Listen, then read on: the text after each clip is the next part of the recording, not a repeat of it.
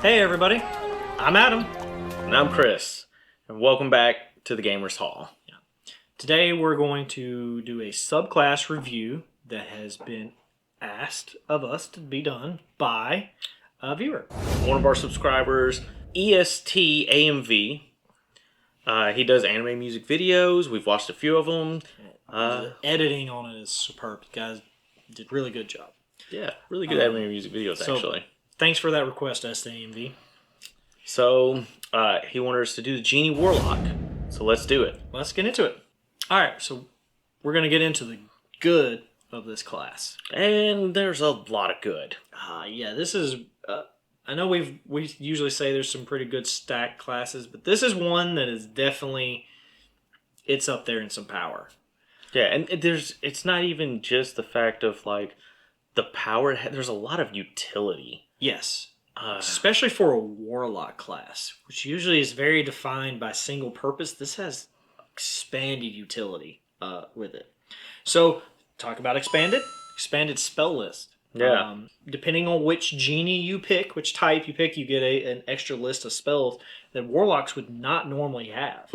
And they do come with some pretty powerful spells like Fireball, Greater Invisibility, Spike Growth, Stone Shape, Cone of Cold, Sanctuary.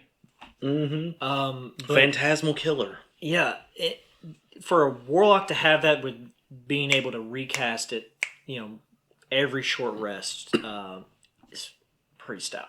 The next thing is your vessel. It extra planar storeroom. It's also your arcane focus. It's a lot of things in one packet. Oil lamp, urn, ring with a compartment, stopper bottle, hollow statuette, ornament lantern. Yeah. So, there's a variety of options, but this is something that's going to be innate with your character, and you're going to, you're going to use it, it's going to be seen. Your other characters are going to notice it. Yeah, and the good thing about it's extra planar storeroom / place you can go rest, so it's something that you can take your party members in. Yeah, it starts out with you only being able to go into it or put things into it. Right. So, automatically... It's like a bag of holding, in a way. Yeah, it's a different kind of bag of holding. But then, eventually higher levels, your whole party can go in there. And when they do take a short rest while in there, they can add your proficiency modifier to any hit dice rolled. During the short rest. Which is more powerful than the Song of Rest that bards get, which specifically says one or more hit dice rolled. Yes. This one says any dice rolled. So at that time, that's a +4 to every hit dice rolled. But you can only do it once per day. But for a class that's typically there to do damage, to have this kind of short rest heal bump is really strong. Yeah, but also not to mention the way these vessels work. Like, okay, you could take you and your whole party in there, or just you. Stealth missions, co-op missions. You need to get in somewhere. Take the whole, make it a ring, very nice looking ring. Take the whole party in there. Oh, somebody comes up, hey, is that a ring? Oh, cool. Puts it on or plans on giving it to somebody. Guess what? You just got access into a place that you didn't have to do a lot of work to get into. Yeah. And then at some point, everyone pops out. You've already got into the place you're wanting to get into. You didn't have to get past any guards. You didn't have to kill anybody. You didn't have to do all this crazy stuff. You need to steal something from a treasury. Then, this nice shiny golden lamp. Here you go. You can take it. It would go great in your treasure. You can have this, king. And then, surprise, the rogues and the Genie Warlock, who's still in contact with his vessel inside, or now can go inside the treasury, be in there to steal the object, and get out. Yeah, without having to do any of the major hard work at first. Yeah, just that function alone is so much utility, so many things that the party is going to do, or just the Genie Warlock is going to do and use this for.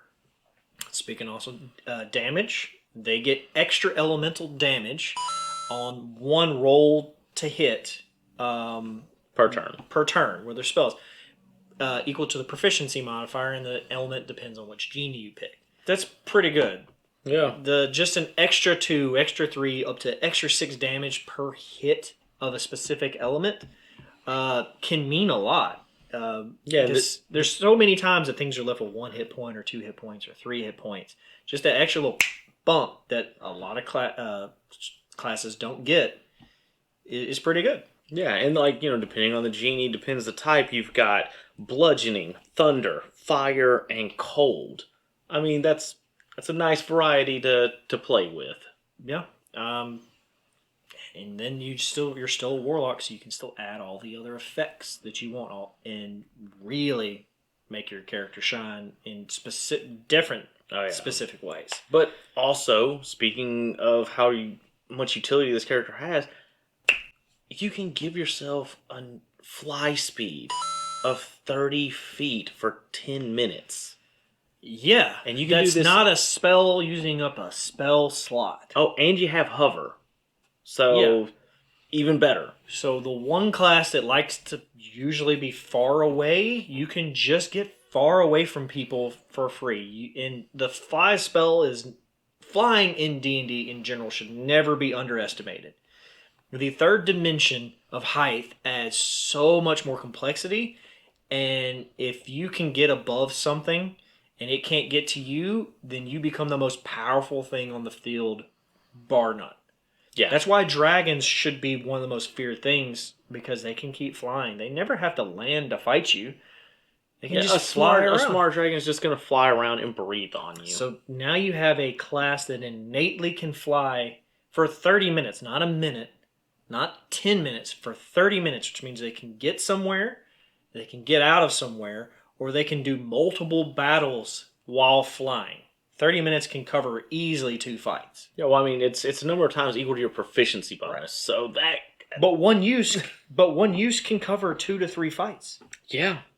And you still have more left. It's extremely good. It is amazing. Also, you get resistance to the element that you would do damage towards as well. So extra resistance means more durability for your character, which is good. And then the last really good thing for this class is you get limited wish, which is not the full wish spell, but it allows you to cast any 6th level spell from any class without having to meet any of the requirements for it.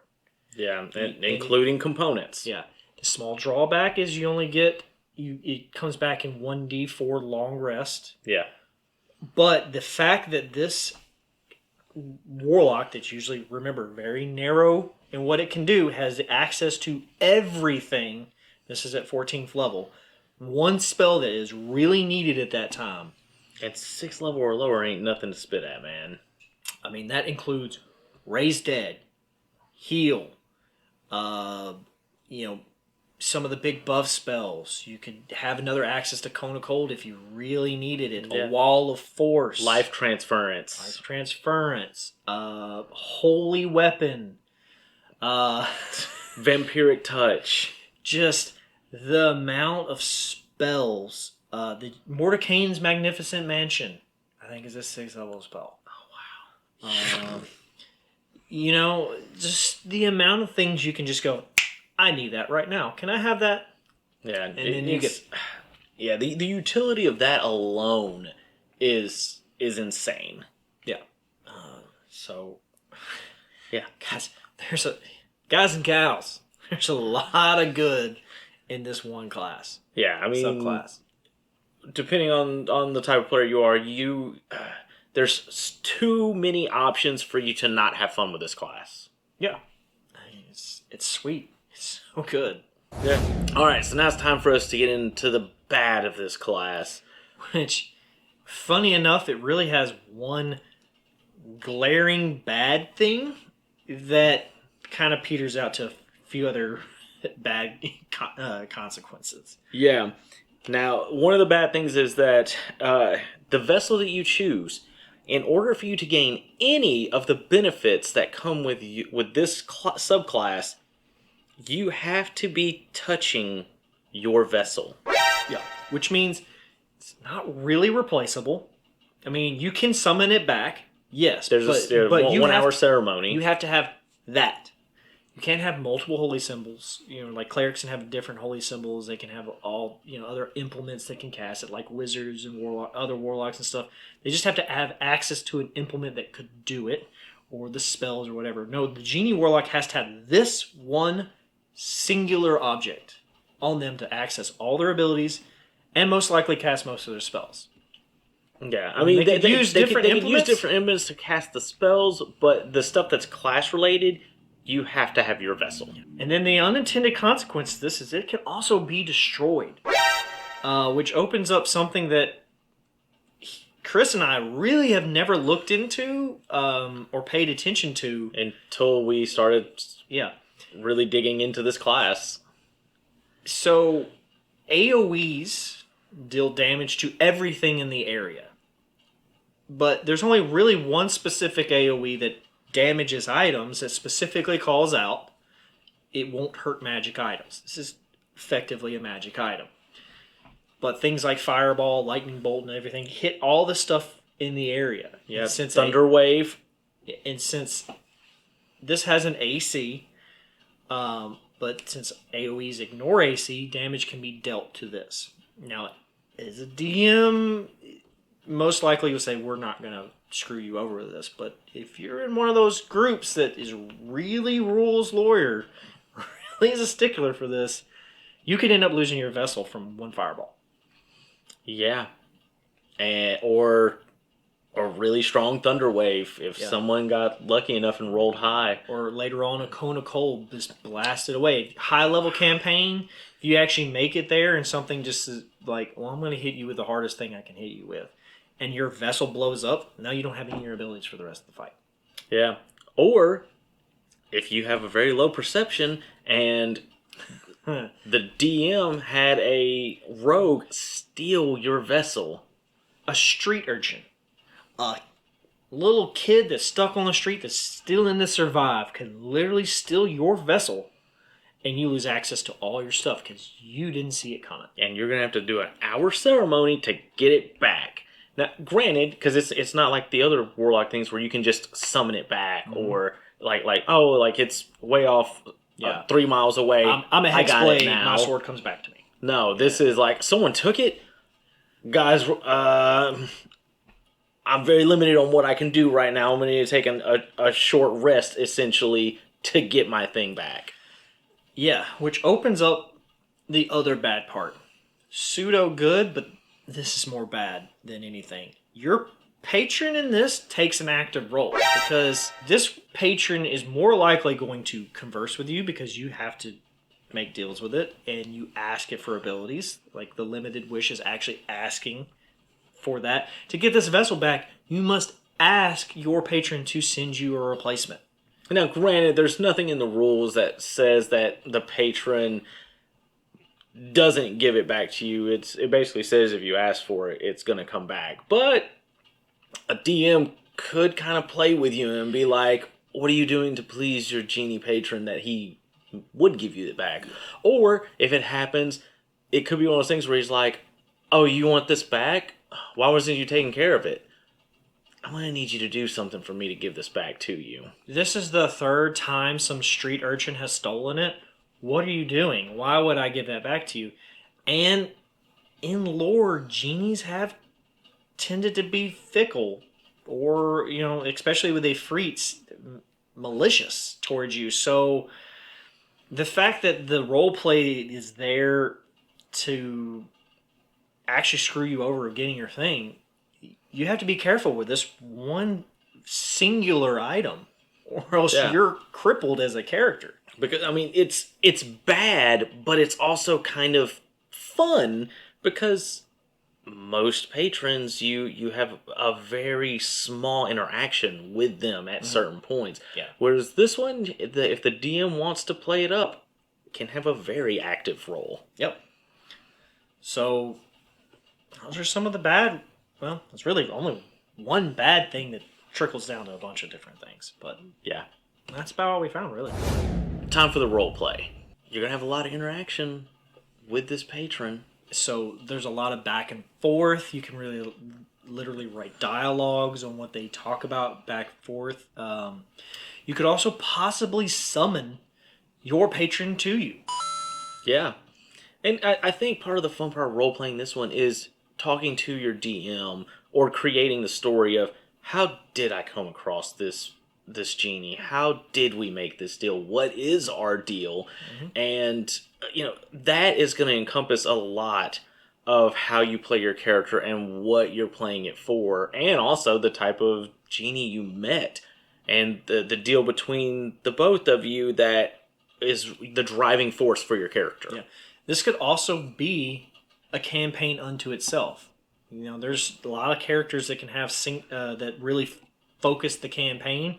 Well, if you're the Genie Warlock and you know that there is a lamp with this genie in that you've made a pact with somehow because you found a fragment of him and was able to talk to him and say, hey, guys, I need to go free this genie from this lamp. Can you help me go and find him? Now you actually have a campaign focused with a main idea. So let's just talk about maybe a quick example of this and get into hopefully another one. Yeah. But the one that's on the nose. Jafar and Genie from Aladdin. Right. Not specifically Aladdin because he didn't really get any... He was a street rat. I guess in the actual novel he got some powers, but really Jafar is what you would consider the warlock here, where he got magic powers. He actively used the genie's magical power to make himself stronger and do more things with, and became more genie. Once he actually became a genie himself, he really became what this class would be. Yeah. More genie-like. But let's go outside the box. Let's The Godfather. So this genie... That's right, Don Corleone, baby. This genie's going to make you an offer you can't refuse. And who would refuse something that can grant you wishes? He can get you power. He can get you set up. So you as the warlock are trying to make the Godfather happy. But the Godfather is fickle. Yeah, and if you do it for the family, you're good. If not, you can go sleep with the fishes, or magma fishes if it's in that freet. Yeah, but also at the point of, if he's giving you this power, at some point he's going to come, I need a favor. Yeah. I'm going to need you to do something. What is it? Is your character going to be for it? Or is this going to be a contemplation thing? And it's like, listen, I've been doing this for you. We did this. It's time to pay back. Yeah, I mean, you can just play you could play your warlock as that guy that is an enforcer. You could be more of the muscle warlock that has this genie patron that's telling you to go do things. I need you to go break the kneecaps of that guy. He didn't fulfill his end of the bargain once. Or the wish I granted for this king over here, well, it's time for him to pay up, and you're the one I want to go do it. The consequences of the wishes given. But it also could be one of those things where a DM could have a lot of fun with it, where it's like, oh, you're asking for a minor wish from your deity? What's the price going to be for that? How is he going to, fickle and play with that? Granted, you're casting spells, but how the DM fickles and plays with that might not be the spell, but an action that you guys will come across later on in the next town you go to. Yeah.